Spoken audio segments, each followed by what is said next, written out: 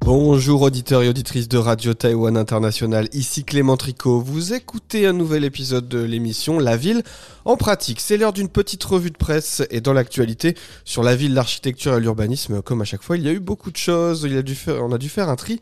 On va évoquer un grand forum des super municipalités à Taïwan qui mêlait les comtés, les équipes municipales, mais aussi la rencontre avec des entreprises. On va aussi évoquer un article de Commonwealth qui propose de découvrir Taipei à pied, pourquoi pas. Et puis on va faire un retour de l'actualité en bref sur différentes actus, sur différentes brèves. Et on terminera avec une exposition de Lego artistique. Et oui, attention, c'est en fin d'émission. On va donc commencer, je l'ai dit, avec ce fameux forum qui fait rencontrer les super municipalités et aussi des entreprises. C'est Future City, qui est rattaché au magazine Commonwealth, qui évoque justement ce grand sommet des villes de Taïwan organisé, donc on l'a dit, par le magazine Commonwealth. C'était fin août, le 29, et il y avait plus de 200 responsables publics et privés qui étaient réunis autour d'un même thème, ville et entreprise, des alliances d'action à l'ère des bouleversements. Les termes font peur, mais en tout cas ça veut dire que les super municipalités et les entreprises ont envie de parler ensemble pour essayer de construire le futur de la ville. C'était la 5e édition de ce forum qui est organisé donc chaque année. L'objectif, c'était donc de réfléchir à la résilience urbaine face aux défis de notre temps, qu'il s'agisse à la fois du climat, ça c'était l'un des thèmes, de l'économie, de la démographie, ça c'est très important à Taïwan, ou encore aujourd'hui avec l'intelligence artificielle, on en parle beaucoup. Il y avait en tout 7 dirigeants de villes et comtés qui ont présenté les différentes stratégies qu'ils mettent en place dans leur super municipalité. On peut commencer avec la capitale, bien évidemment, Taipei. Le maire Chang Wan-han avait insisté, lui, sur les 3 piliers qu'il essaie de mettre en place dans sa stratégie pour développer la capitale, à savoir 3 piliers, la sécurité, l'économie et la société. Bon, c'est assez large, c'est vaste. Mais en tout cas, voilà, la capitale multiplie les exercices de gestion de crise. On en a parlé sur RTI, notamment ces grands exercices voilà, où les citoyens sont obligés de rester à l'abri le temps d'exercice aérien, etc. La capitale essaie de renforcer son attractivité pour les startups et aussi d'être sur la carte internationale de l'économie mondiale. Et surtout, met en place aussi des mesures pour encourager les naissances. Grave problème à Taïwan, vous savez, la démographie a des gros soucis. Il n'y a pas assez d'enfants qui naissent à Taïwan par rapport au nombre de morts. Taipei a fait des efforts et Taipei est aujourd'hui la seule grande ville du pays à voir son taux de natalité progresser. Le taux de fécondité de Taipei devrait passer de 0,84 en 2022 à 1,05 en 2024 quand les chiffres seront bien détaillés. Voilà, donc après, reste à voir dans le temps si c'est suffisant et si ça se prolonge, notamment car la capitale est connue pour ses gros et graves problèmes de logement. C'est trop cher, difficile pour les familles, et donc à voir si dans le long terme, Taipei sera capable d'être la capitale, la super municipalité, le taux de fécondité les plus élevés du pays. Reste à voir, c'est pas encore fait. Autre super municipalité présente, il y avait aussi Taoyuan qui, comme à chaque fois, met en avant son travail sur les petites et les moyennes entreprises. Ils ont mis en place un centre de services de fabrication intelligente, en tout cas d'intelligence artificielle, qui est là pour accompagner des centaines d'entreprises dans la transition numérique en misant sur l'innovation et la formation des talents. Taoyuan est une ville qui met souvent l'accent sur le développement industriel et aussi des entreprises. C'est un peu aussi la porte d'entrée du pays avec l'aéroport international de Taoyuan. Et donc, pas étonnant de voir qu'il y a des gros efforts qui sont faits sur le développement économique. On peut citer d'autres villes, on ne va pas pouvoir toutes les faire. Plus au sud, si on va avoir une autre échelle complètement, à Jiayi et Yunlin, par exemple, ces 2 grands comtés agricoles, les efforts là se concentrent sur le développement agricole, mais d'une agriculture dite intelligente. Et aussi, des efforts sont faits pour essayer de réattirer des jeunes, pour revenir travailler la terre. Avec les nouvelles technologies, la production peut être augmentée tout en réduisant les coûts et la consommation de ressources. En tout cas, voilà, c'est les stratégies de développement dans ces comtés qui s'adaptent logiquement à leurs ressources, à leur histoire aussi, et à leur patrimoine agricole. On termine avec une dernière super municipalité, Taichung, au centre du pays, qui est une ville en pleine expansion et qui essaye de faire 2 choses. Une chose intéressante, des combinés de développement économique et la transition écologique. Il y a des gros efforts à faire dans cette ville qui est souvent pointée du doigt pour ses graves problèmes de pollution atmosphérique, une pollution de l'air terrible. La ville s'est dotée d'un bureau spécial pour essayer de piloter sa stratégie bas carbone et mettre en œuvre de nouvelles réglementations sur les questions de durabilité. Voir aussi, il y a un énorme travail à faire dans cette ville pour améliorer, on va dire, la qualité de l'air et peut-être la qualité de vie en ville. Mais en tout cas, voilà, la stratégie est mise en avant, au moins dans la tête de la municipalité. Reste à voir si les actions seront effectives dans le temps long. On passe sur un autre article pour rapidement évoquer un sujet d'une prochaine émission de La Ville en Pratique sur l'histoire et le développement ferroviaire à Taïwan. C'est un sujet, un thème du magazine Taïwan Panorama de septembre qui s'appelle Derrière les scènes de la vie quotidienne. Il y a énormément de petites histoires et des gens qui sont doucement et qui donnent tout pour essayer de faire vivre justement cette histoire ferroviaire. Et donc voilà, il y a beaucoup d'articles sur l'histoire du développement ferroviaire à Taïwan, le patrimoine architectural lié à cette histoire du ferroviaire, mais qui met aussi en avant les paysages qui sont liés au train. Il faut imaginer à Taïwan, c'est comme au Japon, comme pas mal de pays asiatiques, les voyages en train sont l'occasion d'aller serpenter dans ces montagnes karstiques avec ces grands reliefs, ce qui donne parfois des paysages à couper le souffle. Et aussi le développement à Taïwan du train à grande vitesse avec ces technologies.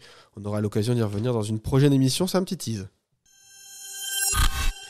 Beaucoup de petites choses qu'on peut évoquer avec des brèves évoquées sur Focus Taiwan ou CNA Chongyangshe qui est le centre, l'agence de presse taïwanaise. Plusieurs petites choses à noter. Taïwan a enregistré son premier centre de pickleball dans le nouveau Taipei. Alors le pickleball, je ne sais pas si vous connaissez, c'est un sport qui va se mettre peut-être entre le padel tennis et le tennis en lui-même. Ça se joue à 2 contre 2 sur des terrains un peu plus petits.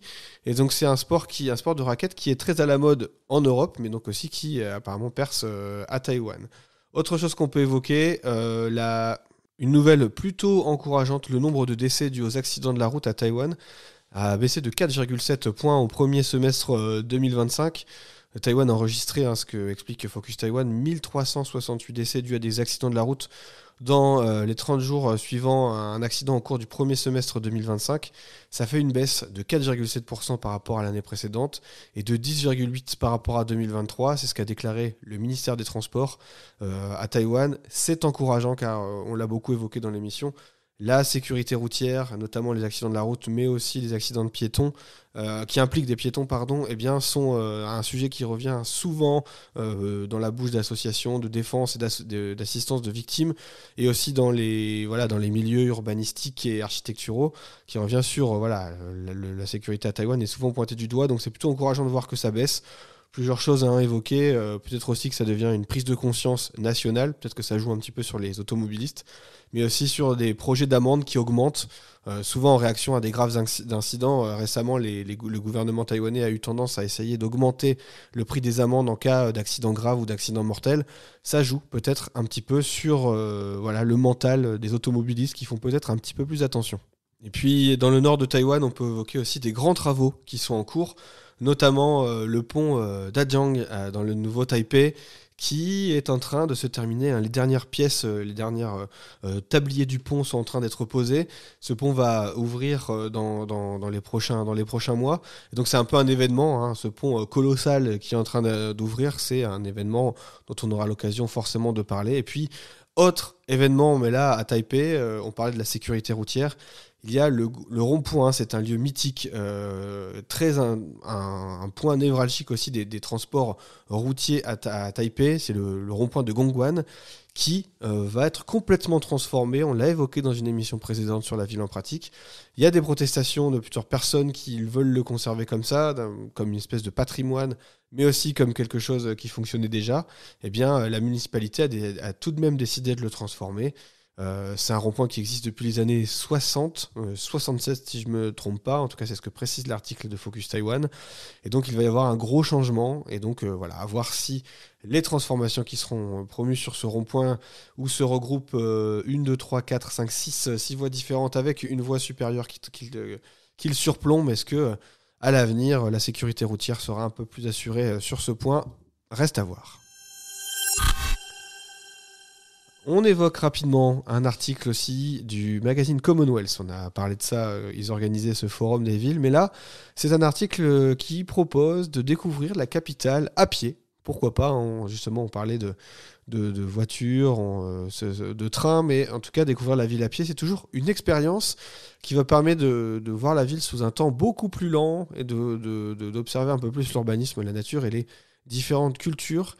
Et donc l'article vous emmène sur un parcours de 10 à 15 km qui va de Dongmen à Jingmei, à Taipei.